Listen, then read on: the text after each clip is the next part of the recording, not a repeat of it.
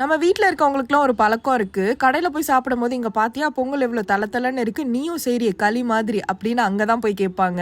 அப்படி கேட்டாங்கன்னா அடுத்த வாட்டி இந்த வீடியோ பார்த்துட்டு வெண்பொங்கல் செஞ்சு கொடுங்க. நான் அரை மணி நேரம் கழிச்சு இந்த வீடியோ எடுத்திருக்கேன். நல்லா சாஃப்டா தளத்தலன்னு இருக்கு பாத்தீங்களா? அப்படி செய்யுதுன்னு பார்க்கலாமா? ஒரு கிளாஸ் அளவுக்கு பச்சரிசி எடுத்து வச்சிருக்கேன். அதனால தண்ணி ஊற்றி வாஷ் பண்ணி எடுத்து வச்சுக்கோங்க. அரிசி எடுத்திருந்தா அதே கிளாஸ் அளவுல 1/4 கிளாஸ் அளவுக்கு பைத்தம்பருப்பு எடுத்துக்கோங்க. லைட்டா ரோஸ்ட் பண்ணிக்கலாம். ஓரளவுக்கு லைட் ப்ரௌன் ஆனதுமே நம்ம வாஷ் பண்ணி வச்சிருக்க அரிசியை இதோட சேர்த்துக்கோங்க. ஒரு கிளாஸ் அரிசி 1/4 கிளாஸ் அளவுக்கு பருப்புக்கு 5 கிளாஸ் அளவுக்கு தண்ணி சேர்த்துக்கலாம். ஒரு ஸ்பூன் உப்பு, 1/4 ஸ்பூன் பெருங்காயம் சேர்த்துக்கலாம். 2 டேபிள் ஸ்பூன் அளவுக்கு நெய் ஊத்திக்கோங்க. நல்லா கொதி வரும்போது க்ளோஸ் பண்ணிக்கலாம் குக்கரை. கரெக்டா 4 விசில் விட்டுட்டு பிரஷர் ஃபுல்லா போனது ஓபன் பண்ணிட்டு இந்த மாதிரி கிளறி விட்டுக்கோங்க. ஒரு பேன்ல 4 டேபிள் ஸ்பூன் அளவுக்கு எண்ணெய், 3 டேபிள் ஸ்பூன் அளவுக்கு நெய் சேர்த்துக்கோங்க. குட்டி குட்டியா கட் பண்ண இஞ்சி 1 டேபிள் ஸ்பூன் எடுத்துக்கோங்க. ஒரு 4 கொத்து போல கருவேப்பிலை சேர்த்துக்கலாம். நல்லா பொரியட்டும். இப்போ அடுப்பை மீடியம் ஃப்ளேம்ல வச்சுக்கோங்க. ஒரு டேபிள் ஸ்பூன் அளவுக்கு மிளகு, 1 ஸ்பூன் அளவுக்கு சீரகம், உங்களுக்கு எவ்வளவு வேணுமோ அவ்வளவு முந்திரி பருப்பு சேர்த்துக்கோங்க.